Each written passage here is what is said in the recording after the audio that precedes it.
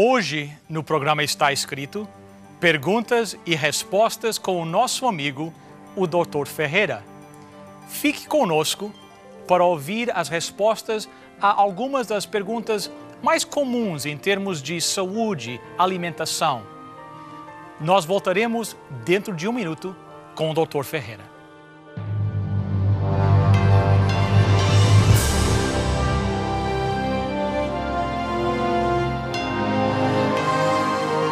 Venceu a prova do tempo. O livro de Deus, a Bíblia, ainda relevante neste mundo complexo. Está escrito, partilhando mensagens de esperança ao redor do mundo.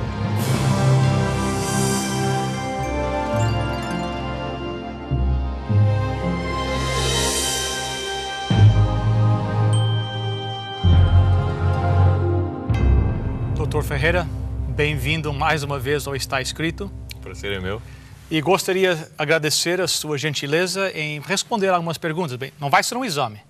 Bem, eu sei que você, como médico, já passou por muitos exames difíceis, mas nós temos aqui algumas perguntas que o pessoal preparou e algumas perguntas comuns, eu creio, e gostaríamos de ouvir as suas respostas, as suas ideias.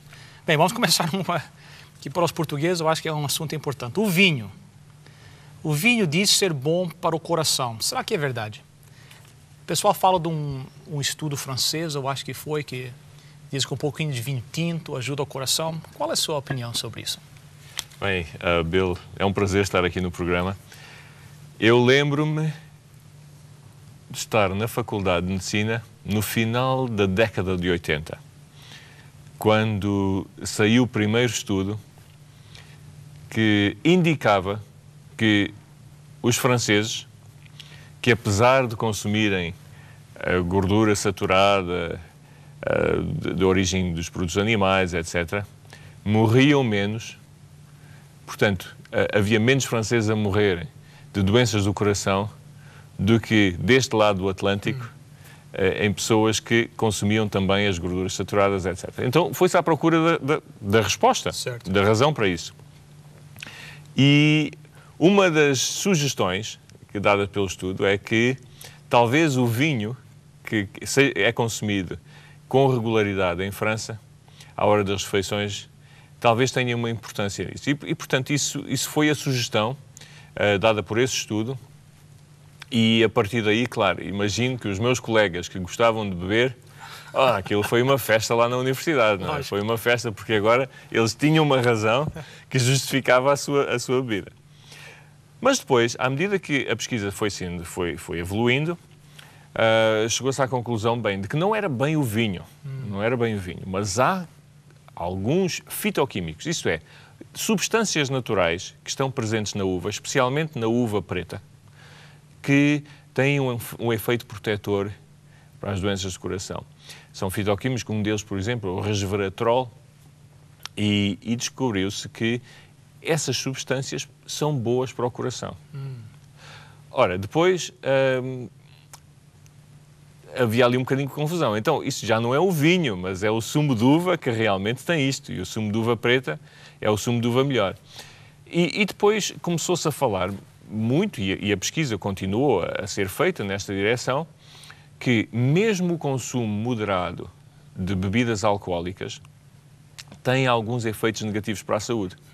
Por exemplo, aumenta o risco de cancro, por exemplo, o risco de cancro da mama em mulheres pós-menopausa, aumenta o risco de doenças do aparelho digestivo, do fígado, e depois há a grande questão do álcool, mesmo em moderação, é que não dá para prever quem é que começa a tomar álcool em moderação, quem é que vai ficar dependente do álcool, certo, e tornar-se um alcoólico. Isso é muito difícil de prever. E mediante todos os aspectos negativos, e porque não era somente o vinho que tinha aqueles benefícios, então a Organização Mundial de Saúde, entre outras instituições, disseram, embora possa haver alguns benefícios em tomar o vinho, nós não recomendamos o vinho como profilático, isto é, na prevenção, certo, das doenças de coração, porque temos que ver isto tudo em contexto, lógico, não é? Lógico. E eu recomendo aos meus doentes, olha, Não recomendo o vinho. Certo. Mesmo os doentes que têm problemas de coração, não recomendo o vinho. Recomendo um bom sumo de uva. Certo, ok. Um sumo de uva puro, certo. Que tem o tal resveratrol, ou então comer bastante uva. Mas pronto, a uva não existe todo o ano, não é? Lógico. Mas beber um bom sumo de uva à refeição e que tem o mesmo efeito protetor que o vinho. Interessante. Então, o sumo de uva tem as mesmas propriedades positivas sem o efeito negativo do álcool. Do álcool, exatamente. O sumo de uva preta, tem essas propriedades. Tem que ser um sumo de uva puro, natural puro, não é? E que também tem esses efeitos protetores. Então, porque se fosse a presença do álcool que fosse um benefício, então vodka ou whisky também teria, não é? Então... Para o álcool ter algum benefício para as doenças de coração, teria que ter que ser consumido em quantidades enormes, o que isso é muito mau para outras partes do corpo e que pode levar à morte mesmo, à morte precoce. Então, em vez do vinho, um bom suco de uva natural? Sim, e também não em excesso. Metade de um copo, 1,5 decilitros, 2 decilitros no máximo, à refeição, e ótimo. Excelente. Bem, as perguntas não são tão difíceis, né? Vamos ver mais outra aqui. O que é que o Dr. Ferreira diz sobre os adoçantes? São melhor que o açúcar? Agora existe uma onda, né, de pessoal que quer diminuir o açúcar, então está usando adoçantes artificiais. E tem havido muita discussão sobre isso. Sua opinião? Vamos então contar um pouco a história dos adoçantes. Os adoçantes, há muitos anos, não eram comuns utilizarem-se esses adoçantes artificiais. Certo. Não é? O adoçante, para dar um paladar bom ou ao café, ou ao leite, ou aos bolinhos, o adoçante era o açúcar. Lógico. O açúcar, normalmente o açúcar da cana do açúcar, ou então o açúcar de beterraba. Nos Açores, ainda me lembro de há uns anos, ainda quando era criança, lá visitar e ver uma fábrica de açúcar de beterraba. De beterraba, exatamente. Portanto, o açúcar que é a sacarose, aquele açúcar branco. Só que esse açúcar, portanto, um cristal, tem muitas calorias. Tem muitas calorias, mesmo o mel tem muitas calorias, a frutose tem muitas calorias. Então, com o aparecimento da obesidade, o aumento da obesidade, do excesso de peso, e também com o caso de haver mais e mais diabéticos, começou a surgir a necessidade de continuar a termos o paladar docinho, não é? Mas sem as calorias, e começaram a aparecer os adoçantes. O adoçante mais comum é o aspartame. É um adoçante que já é utilizado há bastantes anos, mas que tem sido associado a certos riscos para a saúde. Há estudos que mostram que, mesmo em quantidades moderadas, portanto, abaixo do nível máximo recomendado, mesmo nessas quantidades, poderá aumentar o risco, por exemplo, de certos tipos de cancro. E aí a pessoa começa a ter uma grande preocupação. Porquê? Por exemplo, para quem quer ter uma alimentação com menos calorias, certo, alguém que tem um problema de excesso de peso ou obesidade, esta pessoa não quer comer os açúcares, quer comer as coisas doces, mas sem o açúcar. Lógico. E normalmente, quando se vai para as bebidas light, que são adoçadas artificialmente, quando se vai para outros produtos light adoçados, a pessoa consome aquilo em certas quantidades, não é? E a pessoa começa a ter medo. Claro que se há essa questão, se há uma dúvida, eu prefiro evitar. Eu prefiro evitar e ir à procura de outros açúcares. Digo-lhe já que o próprio açúcar branco, se nós queremos a coisa muito doce, claro que temos que pôr ali várias colheres de chá para adoçar. Mas eu pessoalmente não vejo um perigo, a não ser que a pessoa seja diabética, em pôr metade de uma colher de chá numa chávenazinha uma chávena de chá, não é? Metade de colher de chá de açúcar para adoçar. Eu penso que isso é mais saudável do que pôr o aspartame, mesmo em quantidades. Agora, se a pessoa realmente gosta de coisas muito doces, eu penso que temos que reeducar o paladar, primeiro. Segundo, mas se quiser outro adoçante, há vários adoçantes no mercado, alguns adoçantes que poderão ser ainda já aceitos ou não no Canadá ou nos Estados Unidos. Há um que é a stevia, que tem sido o seu padrão de segurança, tem passado os testes, não é? E que parece ser um bom substituto do aspartame. Poderão ser necessários mais estudos, mas eu penso que por agora é um bom substituto, também sempre consumido em moderação, claro. Doutor, só no assunto do açúcar, existe diferença entre o açúcar branco e aquele açúcar mascável, como é que eles chamam? Mascavado, o açúcar castanho, o açúcar exato. mascavado. Sim, o açúcar mascavado é um açúcar mais rico. Okay. Sabe que o açúcar branco praticamente são cristais de sacarose. E tem muito poucas vitaminas e tem muito poucos sais minerais. Portanto, e o açúcar mascavado é um açúcar que é mais rico, tem mais vitaminas, tem mais sais minerais. Então é preferível aquele é um açúcar mais rico do que o açúcar branco, sim. Mas mesmo esse, consumido em moderação. Mesmo o mel tem que ser consumido em moderação, pequenas quantidades, porque o mel tem bastante açúcar. É uma mistura de açúcares, mas também tem bastante açúcar. Portanto, a moderação é muito importante aqui. Bem, para as pessoas que gostam da comida, dos bolos, as coisas bem doces, a minha mãe sempre dizia, o paladar educa-se. O paladar educa-se, exatamente, exatamente. Bem, vamos mais uma pergunta. Os médicos dizem que devemos comer peixes para evitar as doenças do coração. Será isto verdade? O pessoal fala muito dos óleos, né? Óleos de peixe, etc. Olha, hoje diz-se que comer peixe é mais saudável do que comer carnes. Porquê? Porque nos anos 80, outra vez nos anos 80, começaram a surgir estudos que diziam que pessoas que comiam peixe regularmente tinham menos riscos de morrer com um problema de coração do que aqueles que não consumiam peixe regularmente. Foi-se à procura da razão e descobriu-se que alguns tipos de peixe, especialmente o peixe gordo, o português gosta muito da sardinha, aqui nos Estados Unidos e no Canadá nos Estados Unidos, portanto aqui é o salmão, é mais o salmão. Certo. Esses peixes são ricos nos óleos que têm características especiais.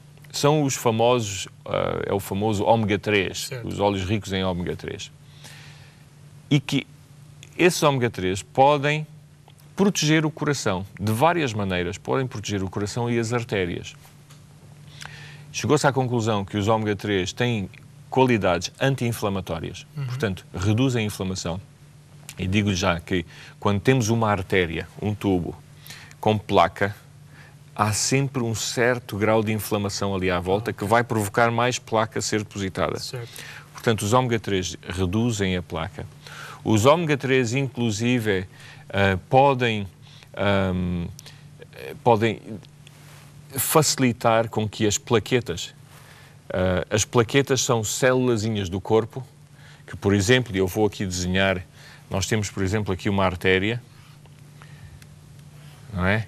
E quando se corta, quando está a cortar batata lá em casa, por exemplo, corta-se e corta um vaso sanguíneo, uma veia, por exemplo. O que é que as plaquetas fazem? As plaquetas são célulazinhas pequenas, que quando vem aquele buraco ali, dizem assim, temos que tapar aqui o buraco. Certo. Vai então formar uma rolha para tapar aquilo. Ora, as plaquetas vão aqui e elas todas se juntam para pôr a rolha no buraco. Okay. Agora, imagine isso acontecer numa artéria do coração, por exemplo, numa artéria coronária, em que pode haver ali uma quebrazinha naquela membrana. E o que é que as plaquetas fazem? Podem ir ali e formar mais uma rolha. Certo. Não é? Ora, isto no coração é muito perigoso. Okay. E está associado a muitos infartos. Então, os óleos ômega 3 podem ter um efeito também protetor. Isto é, não permitem que as plaquetas se juntem muitas e formem aquela rolha. Interessante. Agora, a questão é a seguinte. E outra coisa, os ômega 3 também podem ter um efeito redutor no colesterol total. Mas é assim, o peixe, por exemplo, a sardinha tem colesterol. E tem muito mais colesterol que, por exemplo, que o atum. Só para lhe dar em comparação, por exemplo, 100 gramas, tem aqui uma posta de atum, 100 gramas. e tem uma posta de sardinha, não é posta de sardinha porque elas são pequenas, mas tem aqui 100 gramas de sardinha, o atum tem cerca de 25 miligramas de colesterol. A sardinha já tem 120 miligramas de colesterol, quase 5 vezes mais. Uau. Mas a sardinha tem ali o ômega 3, que o atum tem muito pouco. A ver? Então não se sabe bem, há aqui a questão, será que nós estamos a dar o melhor dizendo às pessoas para comer peixe? Porque o peixe também tem colesterol. Vai reduzir um pouco o colesterol, mas será que isto é o melhor? Certo. Então há pessoas, e eu também subscrevo essa ideia, que diz assim, bem, então por que não ir buscar os ômega 3 a uma fonte que não tem de colesterol? Ok, então existem outras fontes. Exatamente, existem outras fontes, talvez não tenha tanto como o peixe, mas também não tem colesterol. Certo. Portanto, e há fontes naturais de substâncias semelhantes ao ômega 3, ou que vão tornar-se ômega 3 no corpo, que, por exemplo, a semente de linhaça. Ok. Eu sei que muitos espectadores ainda se lembram das papas de linhaça, que punham aqui no peito, não é? Pronto, a semente de linhaça, faziam papas daquilo. A semente de linhaça é muito é muito boa para a saúde, porque tem ômega 3. Pronto, em precursores de ômega 3, mas é mais ou menos a mesma coisa, que vai proteger o coração das doenças. O abacate, a pera-abacate, que começa a existir agora muito em Portugal, aqui ainda já se compra com facilidade, é um bocadinho caro, mas também é uma boa fonte de ômega 3. As nozes, nozes, é uma boa fonte também. As amêndoas, também uma boa fonte. Portanto, há outras coisas que, como a pessoa não está a comer tanto colesterol, mesmo que coma menos quantidade, tem proteção para o coração. Interessante. Portanto, e comparando com a carne, claro que é mais saudável comer peixe do que carne, mas eu digo então, olha, nem peixe nem carne, como as doenças que temos do coração são tão comuns e o cancro, então que a pessoa faça uma alimentação o mais vegetariana possível. Excelente, muito obrigado. Bem, vamos mais uma pergunta. Mais uma pergunta. As carnes brancas são mais saudáveis do que as carnes vermelhas? O pessoal costuma falar, não coma tanta carne vermelha, como mais frango. Será que sim. mais saudável? Mais uma vez começou com a história toda do aumento das doenças cardiovasculares.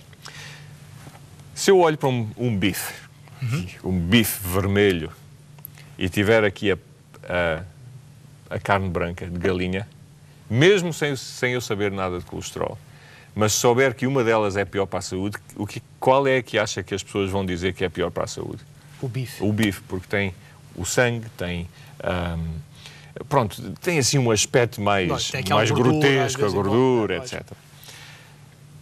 A carne branca fica com a boa fama, não é? Certo. Mas pronto. Em termos de colesterol, quando comparamos a carne de bife com a carne de galinha, se tirarmos a pele da galinha, então a carne de galinha tem um bocadinho menos colesterol que a carne de bife. Estamos a falar, por exemplo, de 72 miligramas para a carne de galinha sem pele e 80 miligramas... Quase igual. Mas agora, se eu puser a pele naquela carne, por exemplo, no peito de galinha, certo. Se eu puser a pele, aquela carne tem mais colesterol que o bife. Mais que o bife? Tem mais que o bife, com a pele. Com a pele. Eu lembro-me, antes de mudar a minha alimentação, eu lembro-me de comer frango no churrasco, ou então frango assado, não é? Mas com a pele em cima, aquela pele tinha um gostinho muito especial, não é? Portanto, agora, há outra questão aqui. Se for só por colesterol, é ela por ela, não é? Mas o frango tem menos gorduras saturadas do que a carne de bife. O que faz com que o frango possa ser uma melhor opção para o bife. Mas, mais outra vez, eu vou dizer, quer dizer, nem uma nem outra são a melhor opção para o nosso corpo. Portanto, especialmente consumidos na quantidade que nós consumimos aquilo hoje. Eu disse num programa aqui também, no passado, que eu às vezes pergunto às pessoas que estão nas palestras o que é que comia quando era jovem. Aqueles jovens com o cabelo branco, não é? Não são velhos, os velhos são os trapos. Mas eu perguntei, ele disse, doutor, era o feijão, era o grão, a broa de milho, era as hortaliças, a couve, tudo. E eu pergunto, então e a carne e o peixe? Oh, doutor, isso era só em isso é verdade. fins de semana e em dias de festa. E olha lá. E digo-lhe uma coisa, e muitas vezes as pessoas me dizem, uma sardinha dividido a 3.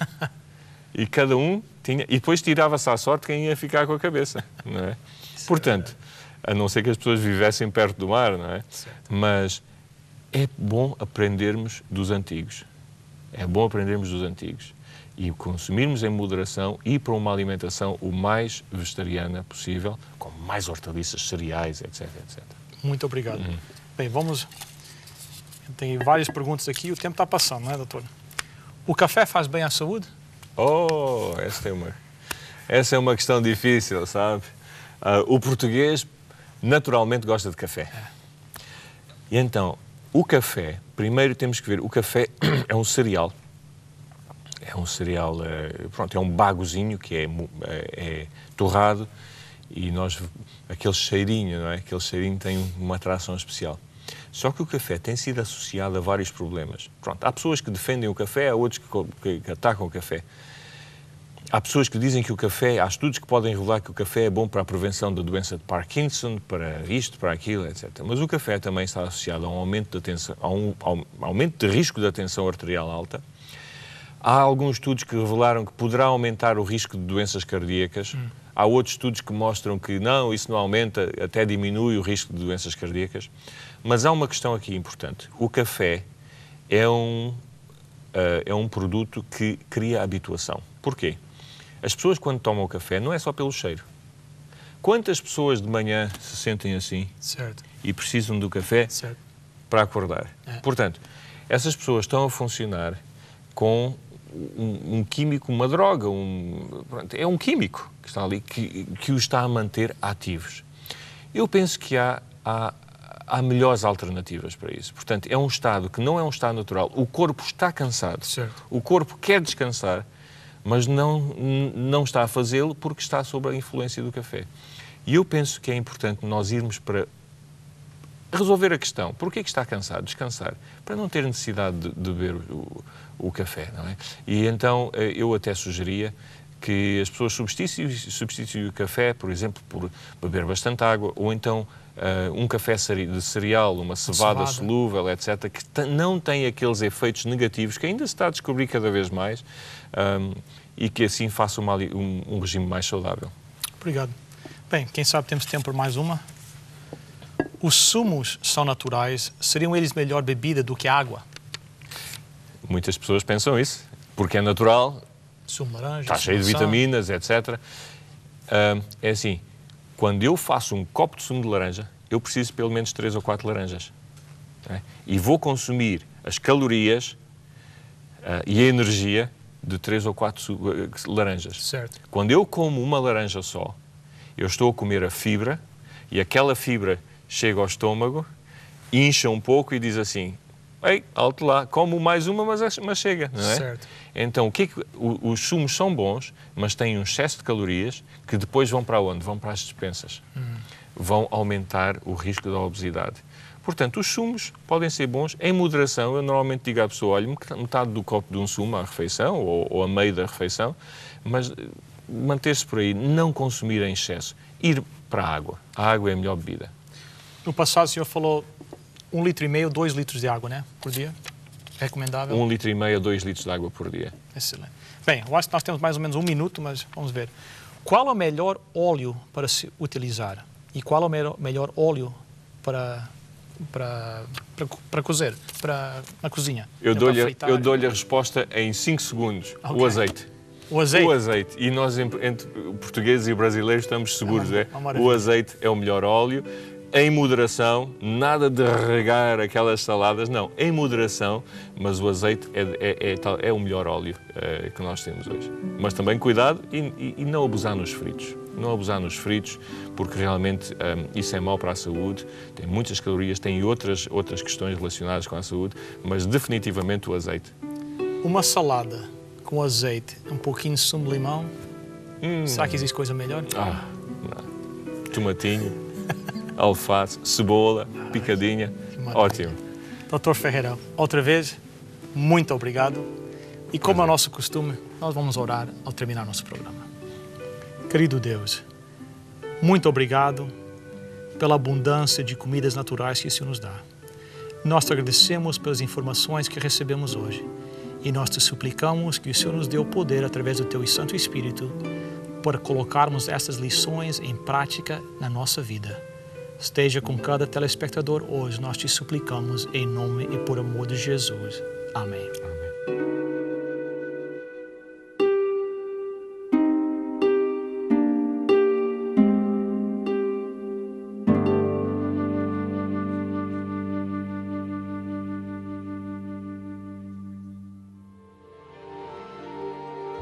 Bem, Dr. Ferreira, chegamos ao final de mais um programa. Quero agradecer a sua presença, a sua gentileza e bondade em estar disposto a responder as nossas perguntas. Prazer. Quem sabe uma palavra para encerrar o nosso programa hoje? Bem, mais uma vez eu vou dizer que é importante não só ouvir, mas pôr em prática. Mas gostava de deixar aqui uma palavra de alerta. Não é? Muitas vezes, quando nós estamos muito contentes em pôr algo em prática, nós queremos enforçar isso lá na família toda. Depois podem-se criar alguns problemas. Certo. Não é? O filho não quer, ou a filha não quer. O melhor é nós começarmos de uma forma muito gentil a pôr em prática.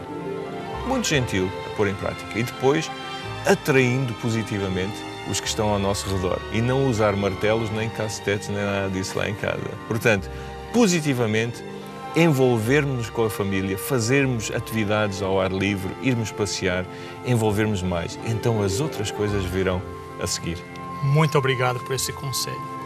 Amigo telespectador, na próxima semana nós estaremos aqui de novo, neste mesmo horário, neste mesmo canal. Até lá, lembre-se, está escrito, nem só de pão viverá o homem, mas de toda a palavra que sai da boca de Deus.